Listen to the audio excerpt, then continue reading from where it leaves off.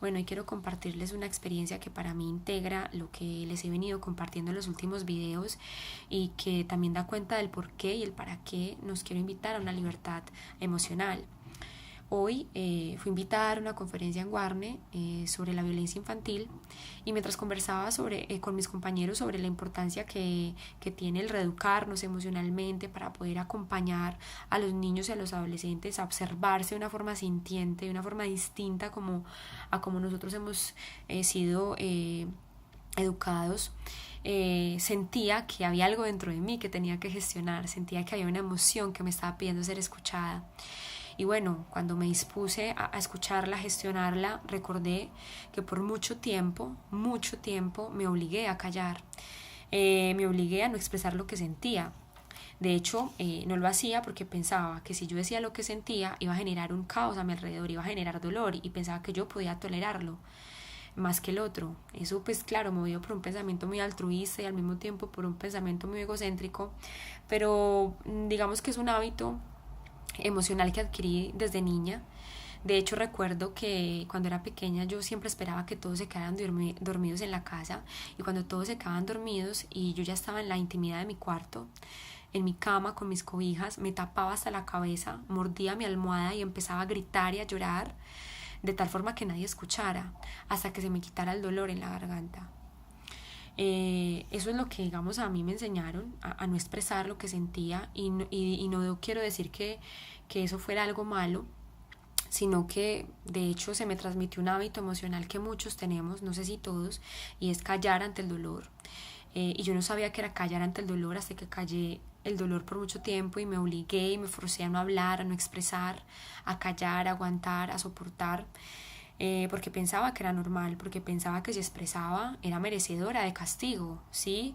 Pero hoy que hablaba de la violencia con mis compañeros y de la forma tan sutil en que esta se manifiesta, me di cuenta que el no expresar lo que sentimos es el mayor acto de violencia hacia nosotros mismos, porque nosotros pensamos y proyectamos que la violencia como si fuera de mí hacia otro o del otro hacia mí,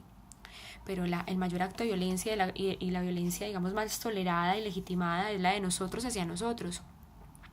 Y eso es una lección que personalmente he vivido y experimentado con mi madre, y que gracias a ella la he descubierto. Porque bueno, mi mamá no me enseñó a sentir, no me enseñó a expresar lo que sentía, porque a ella tampoco se lo enseñaron. Y bueno, de hecho ella era castigada por hacerlo. Y cuando yo me expresaba de la única forma que yo conocía, que era gritando o alzando la voz, ella se sentía totalmente ofendida, y con mayor razón. Pero hoy que conversaba y reflexionaba al respecto, nos decíamos que, bueno, tal vez el naturalizar la expresión y empezar a comprender que nos expresamos de la única forma que conocemos, nos permite evitar el seguir reprimiéndonos mutuamente, el seguir juzgándonos mutuamente, el seguir violentándonos mutuamente, y nos invitemos a explorar otras formas de comunicarnos. Tal vez el comprender que todos tenemos una forma natural de expresión también me permita comprender que la forma en la que el otro se comporta y actúa es la única que conoce, no para justificarlo, sino para comprenderlo. Y bueno, también darme cuenta que muchas veces yo soy muy dura conmigo misma a través del otro, a través de la exigencia que le hago hacia otro, y que me apego a mis creencias, a mi verdad sobre cómo debe ser el mundo y cómo deben ser las personas que habitan ese mundo,